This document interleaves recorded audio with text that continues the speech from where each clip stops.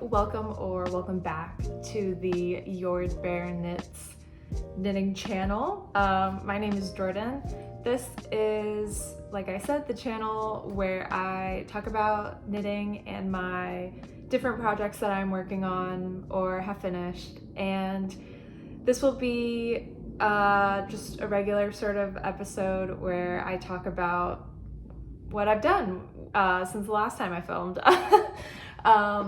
So yeah, I'm really excited to talk about the finished piece that I'm wearing and the two things that I am currently working on. So without further ado, I'll just jump right into it. I don't know why I was looking over at my other works. I'm talking about this first. This is the mixed Rib Cami handmade by Florence, aka Florence Miller. And I finished this about, I think, a week and a half ago or so. Actually just a few days after I had filmed my last podcast episode, which is kind of funny. In the previous one, I had talked about how about a month ago at this point, I had sprained my wrist, and this was a test knit. And so I was worried actually that I wouldn't be able to finish it by the deadline, since I did have to stop knitting for about a week or a week and a half.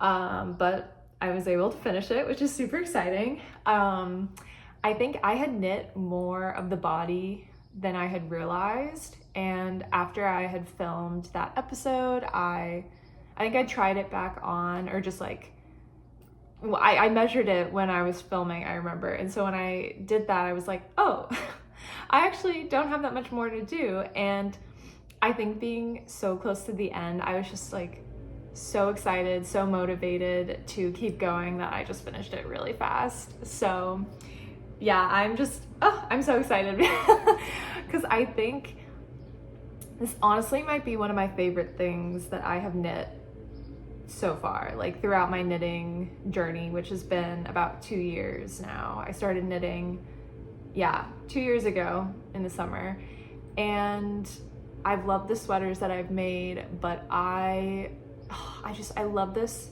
so much. It's an amazing pattern. I should actually talk about it. I'm just like, I'm too excited, too happy with the final thing. But yes, so the details of this. It's knit on 3mm needles for the body. It's knitted top down. So you start with the back panel, you do the little shoulders and cast on and join for the front panel. It's finished at the neckline and the armholes with an I-cord.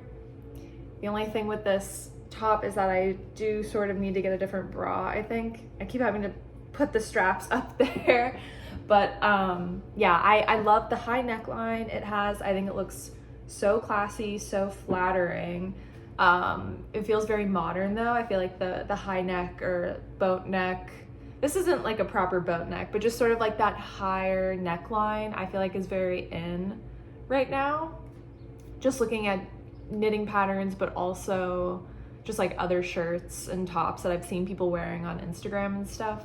So anyway, you don't have to knit for a trend, but this kind of falls into like what feels popular for summer. But anyway, I think the cut is really flattering. And I've got my tank top tucked into my jeans, but I'll stand up anyway to show you. And I can put pictures like on the side as well. But there is waist shaping on the side, which is super nice. I think I talked about that in my last episode as well. My chair won't scoot forward. But yeah, the waist shaping is optional, but I definitely think it's worth doing if you are even if you're not relatively curvy. I just think it's nice because it really keeps the tank top close fitting, which I don't remember how many centimeters of negative ease it's supposed to have. I think I should have looked at the pattern. Maybe 10 to 15 centimeters. I don't know, that seems like it's a lot, but I don't know centimeters as well as inches. But it is supposed to have negative ease, and I also did really want it to be sort of close fitting and follow my form, so I did add in the waist shaping. I really like how that turned out. And the other thing that I did, which is really the only sort of like modification that I did for the pattern, I think I mentioned that I was thinking about doing this in my last episode, and I did end up doing it, which is waist increases. So I can put a picture on the side here just so I don't have to like untuck my shirt and show you, because that's kind of weird. But basically, Florence has written into the pattern on either side of the tank where you're doing only stockinette, there's not the ribbing pattern. It's just sort of like a stockinette panel that you would do decreases spaced out, you know, at an even frequency, but to leave 4 stockinette stitches at the side. So that would be like the smallest point that you would decrease. So obviously, depending on what size you do, you would have more or less of the decrease. And I have a relatively long torso.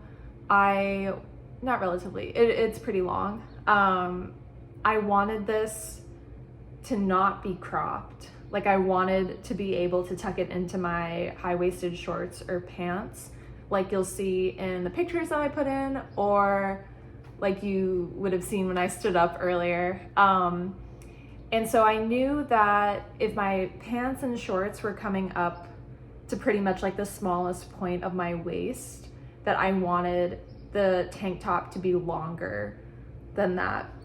Excuse me, so to go, oh, excuse me again, sorry. So I wanted it to be longer than the smallest point of my natural waist, which when I looked at the pattern, I saw that the measurement that Florence had written in was like almost there. So I think if you had either a short torso or just more of like, I don't want to say evenly proportioned, but your torso wasn't necessarily long compared to your legs, I think the measurement that she calls for probably would suit you well. For me though, I knew I did want it a tad bit longer, and so I figured if it's going to be a little bit longer, you know, following the natural shape of my body because of my hips, it would start to go out again. And so I want to add a few increases back in so that I really get a shape that follows my body. So I ended up doing, I think it was a total of 5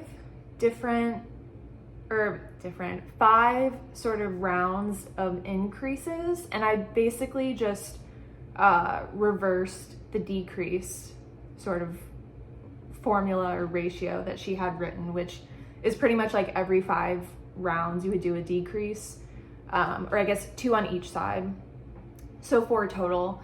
And so I just did, I did the opposite of that to make the increases. So make one right, make one left on either side of the stitch marker, you know, sort of like a standard increase method.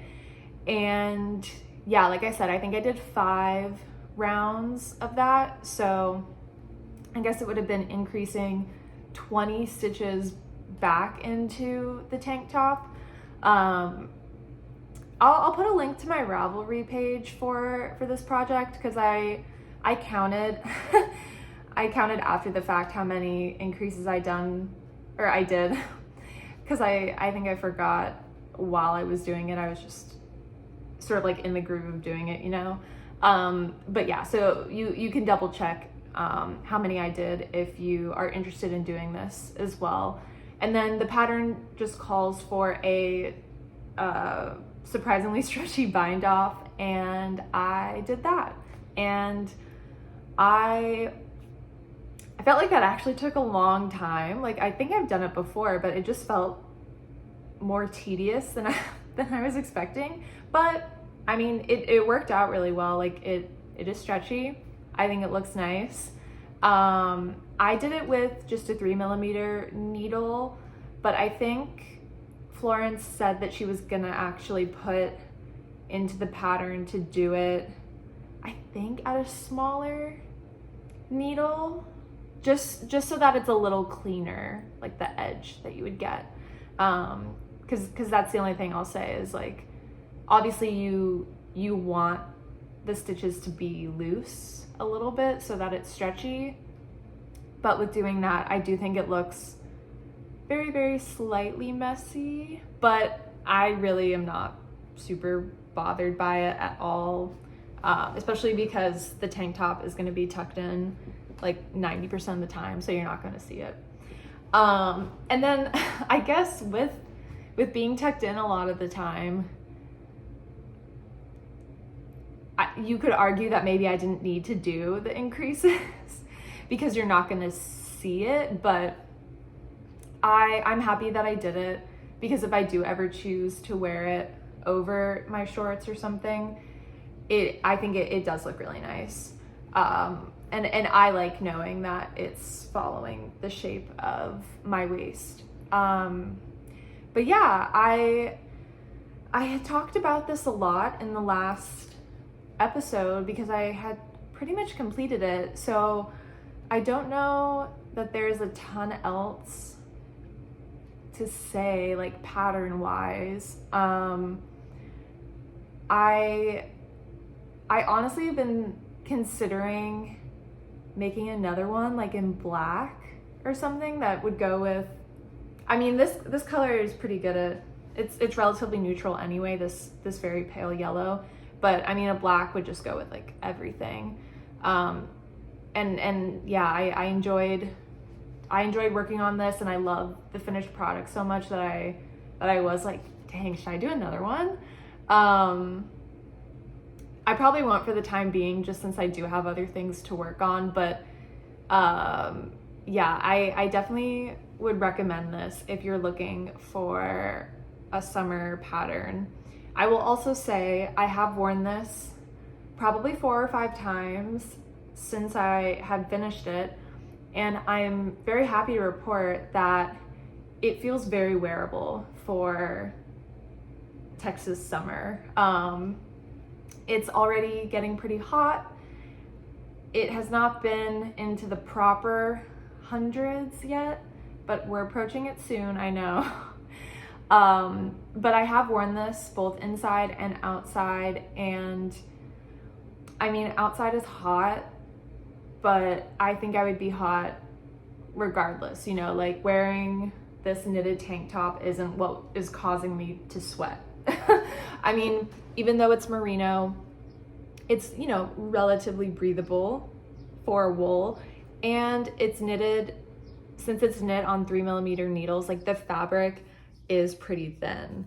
Oh, I will say, before I had put this on, I was slightly worried that it would be a little see-through because of the color, and like when you stretch it a lot, I mean, you can see the little holes and whatnot, but when I'm wearing it, I don't feel worried at all. Like, you can't see my bra through it, you can't see my skin through it, so totally happy with that. Oh, there was another thing that I was thinking about and I forgot now. Oh, I was just gonna talk about the blocking. So when I had first finished it and cast off and tried it on, I actually was worried that I still had knit it too short, even though I took the measurements and, you know, whatever. But I blocked it and it grew a lot. Like, I think it grew at least an inch. I think I wrote it down in the Ravelry notes, so can check on that later. But it definitely did grow, and it grew to the length that I was hoping it would, which is amazing. This is a superwash yarn, but I think even if you were using a non-superwash merino, you could still get enough length if you were worried about that. I also, I'm also very glad that this was Superwash, because I think it was literally the first day, like the first full day that I wore this.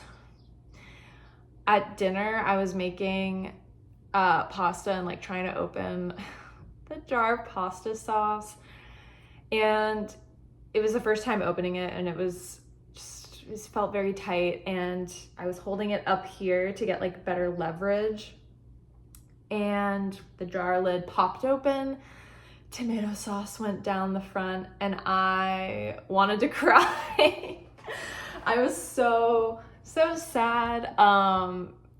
And even though this is Superwash, I sort of just like threw it back into the bucket where I wash my knits when I block, and put the wool wash right back on it. Basically like washed it again, really sudsed it up, you know, without trying to stretch it too much, because I didn't want it to get too long or too big, but really trying to work the soap into the fabric. And then I dried it out, and it still looked like it was going to be staining, and I was like, oh my gosh, you know, this is Superwash, maybe I'll throw it in my washer, maybe that'll help. But I don't know, I still was just like a little worried that putting it in the wash and then dryer would either like stretch it out too much or then somehow make it shrink. I don't know. Again, I know it's Superwash, so that should not have happened, but I was very worried about that. However, I did not do that, and I sort of just let it air dry because I was nervous, and the stain sort of just like disappeared. I don't know what happened, because the first minutes after I took it out of the wash, it looked like the stain was still going to be there. But I don't know, I guess something with the drying process just helped the tomato dissipate. Because you can't tell now. And it was like right here in the front, like super noticeable, but I'm not gonna complain. But yeah, anyway, that was my last little thing to say about it. Sort of a tangent because it's not related to the pattern, but just related to the knit or the wear experience, but totally my fault. Anyway though, the mixed rib tank, I 100% recommend it if you're interested in a new summer tank top. This one did go relatively quickly, even though it's on 3mm needles, because it is sort of fun to do the ribbing pattern. And yeah, it's a great top, so I recommend it.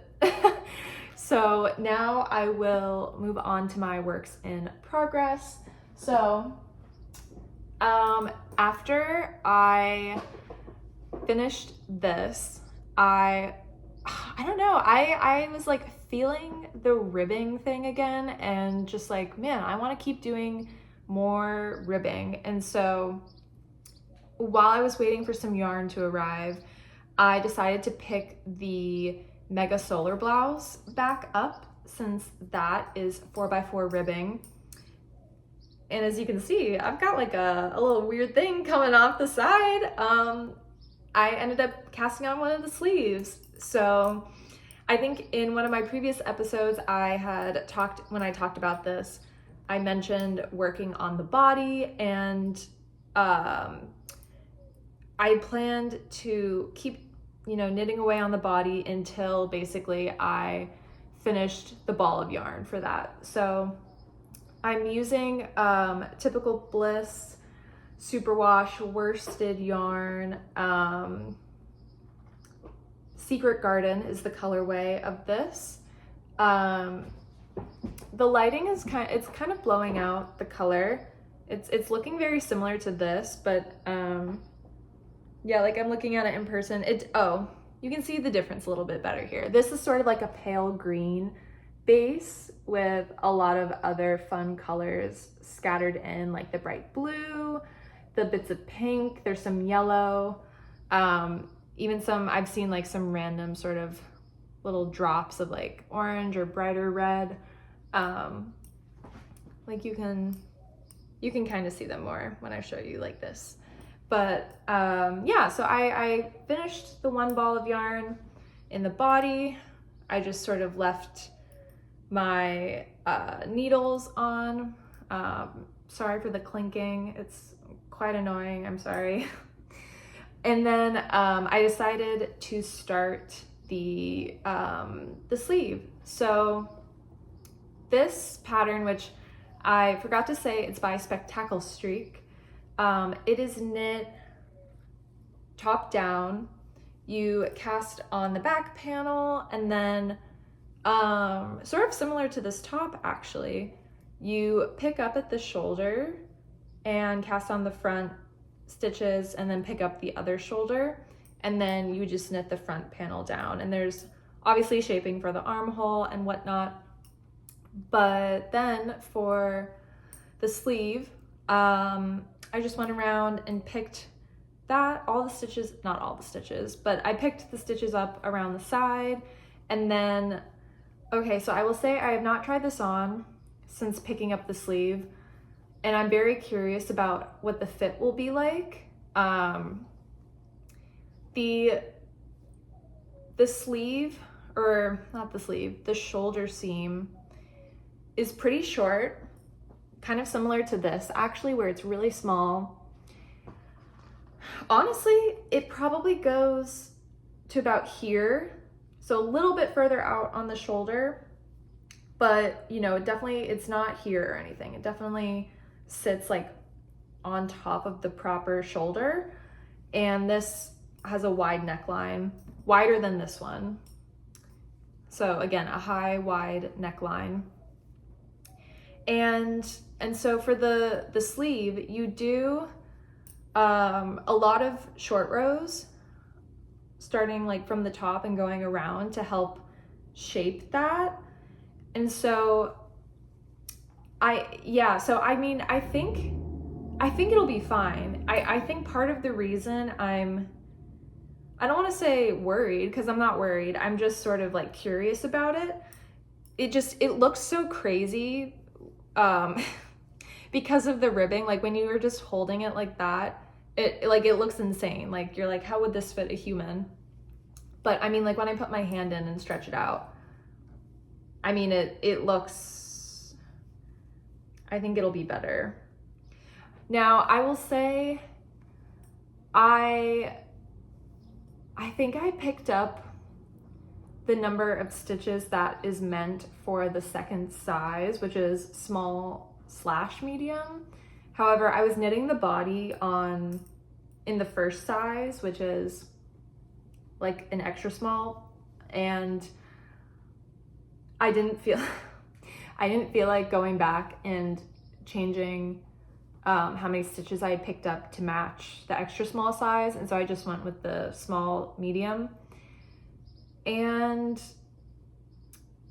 I don't know if I read the pattern wrong or was counting the stitches incorrectly, like how many short rows I was supposed to be doing and when you were supposed to do the turns, but I felt like the math wasn't adding up, and if I had done the number of short rows or the number of turns that were written in the pattern, I don't know, it would have, I feel like it wouldn't have matched up down here. So I may or may not have stopped the short rows a little bit early. So I guess we'll see if that affects how the sleeve sits when I actually wear it. I'm hoping that it doesn't, but I don't know. The other thing with that, which may also have been a result of the number of short rows I ended up doing, is that if you can see here at the underarm, so like this middle section of sort of like the purl side of the ribbing, this is where the beginning of round is. And so when you track it up to the underarm, I feel like the pattern was meant to have this also be a purl, like a purl section, and somehow mine is the knit section. I'm not really concerned about it, because I mean, it's gonna be under the arm, and so it's not like people are gonna know or notice, but it's just something that I sort of instantly was like, oh, maybe something with my math was off.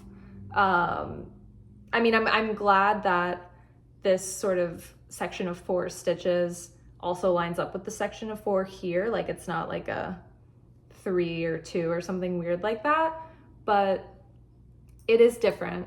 So I would be curious to know if other people are knitting this, if they have the same sort of ribbing pattern for the arm, or if, yeah, like if I did do something wrong, which it's totally possible that I did.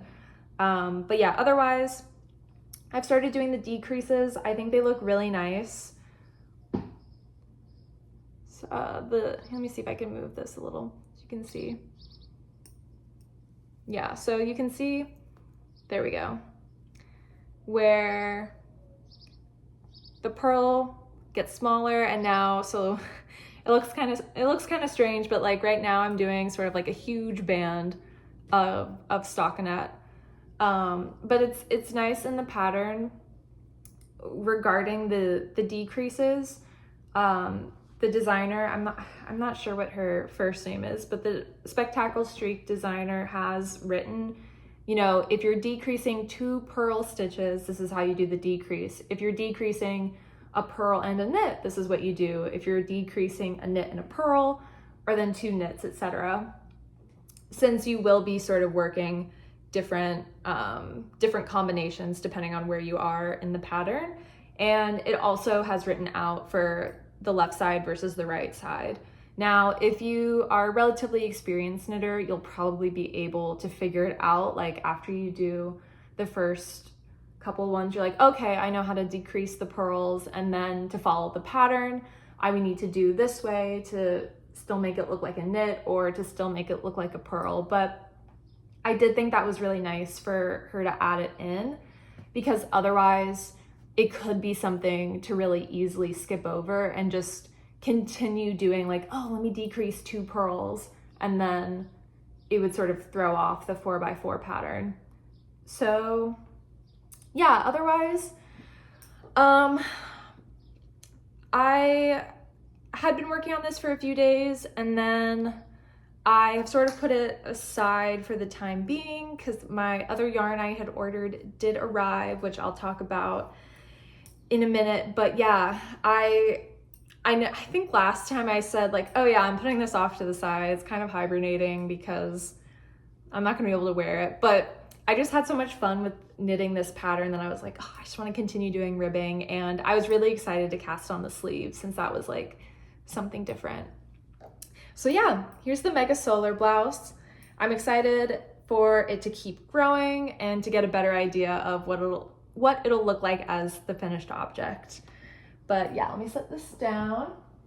And for my second work, this, hold on, let me get it situated. Okay. Man, I feel like I've made a lot of progress on this because I didn't have anything for it in my last episode. So this is another test knit. Here, I'm gonna hold it on this side for the color. This is the Ph.D. vest by Knit with Juliet, and I'm loving this so far. Yeah, holding it on this side, you get a better sense of the color. It's this beautiful cobalt blue, and so, oh, my yarn fell. Okay. So it's, I'm like, where do I even start with it? So it's a little sweater vest, as the name would imply, and I am holding 2 strands to knit it. You can do sort of either like a DK or a fingering and lace weight if you wanted something a little lighter. So that's what I'm doing. And this it's really coming undone. But I'm holding this Baah Yarns is the name of the company, and it's a fingering merino. The, I guess, base of it is called La Jolla, and the color is London Blue, and it is hand dyed. It's pretty solidly colored. I would say there's very slight, like maybe heathering. Like there are parts of the yarn that I notice are like a little darker, but it's pretty I don't know what you call it, like unicolor? I don't know.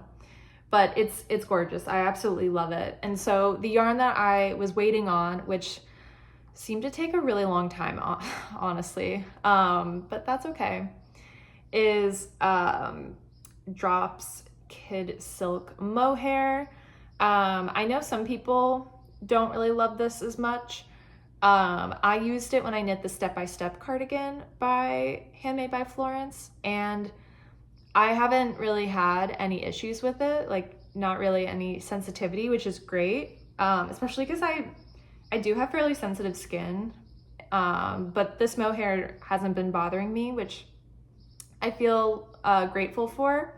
And so I'm holding them together now. Oh my gosh, I keep dropping. Sorry, I keep dropping them. But yeah, as you can see, they are not exactly the same shade of blue, which, I mean, like, I figured they weren't going to be the exact same. I think this is a tad bit lighter than I was expecting. And again, I think it's because this does have like a little bit of, I don't know if it's black or if it's just sort of like darker blue, but together, I think they still look really nice. When I held this up earlier, you can probably see, you definitely can tell. And the sort of white, I guess like nylon core of the mohair is relatively visible in this, but I don't mind it. I think it looks cool. It makes it interesting. And I am happy with how it's looking. Sometimes I have been a little regretful. The only issue is, not issue, but challenge, I guess, would have been just finding a mohair that matched this perfectly. Like, I don't know if it exists, right? So I think there's always going to be some slight sort of like melange type marling, you know, but overall, I am very happy with it. I'm loving how the color is looking, and I am really liking this pattern. I think I mentioned in the other episode where I talked about how I was going to be knitting this, that some people in the test group are just like insanely fast and have already finished and have already started like their second versions of this, which just blows my mind. But I can see why, because it is going really fast.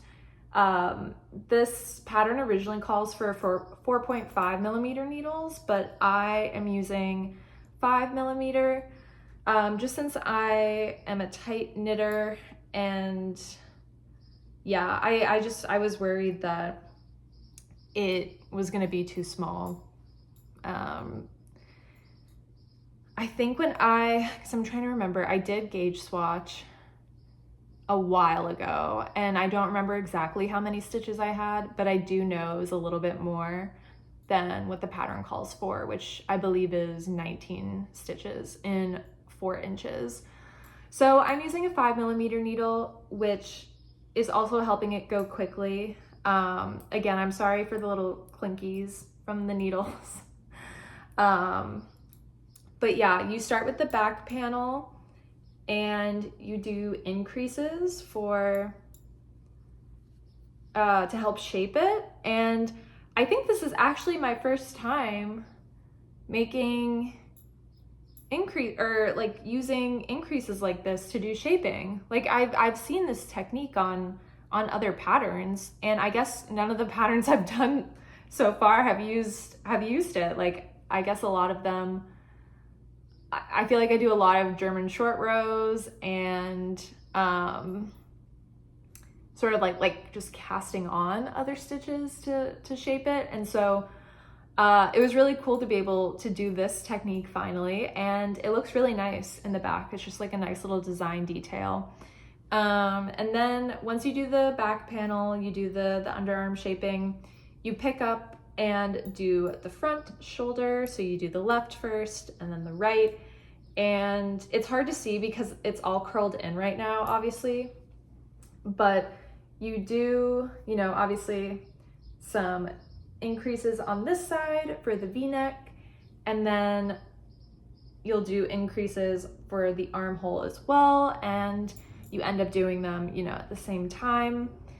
And then you will connect both shoulders in the front, work a few more, like it really wasn't that much, probably about like an inch or so, I would say, maybe, in the front before connecting to the back panel under the arms. And so that's where I am right now. And now I'm cruising. I'm knitting in the round. I haven't done a ton yet since joining for the underarms, because I just did that yesterday. But it is really nice to have just like a basic stockinette project, like to be able to just knit and watch TV or watch, you know, whatever, and not have to worry about keeping up with rib or with the pattern. I'm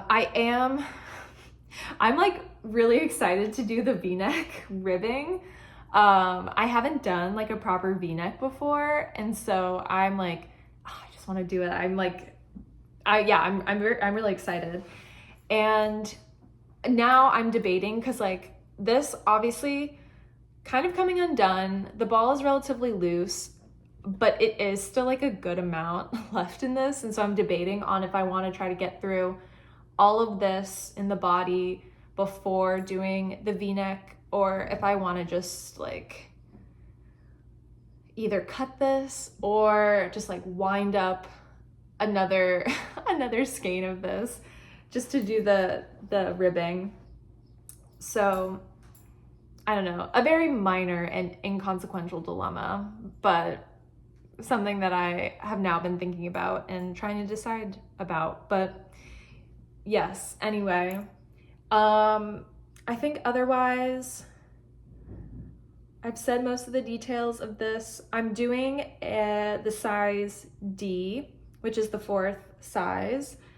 And this pattern, I believe, calls for about 15 to 20 centimeters of positive ease. So it is a little bit oversized, which is awesome. And yeah, I'm just really excited for how this will be working up. Seeing the pictures of the people who have finished this already, it looks really nice. So I'm excited for mine. And I actually have even been thinking of doing a second one of these as well.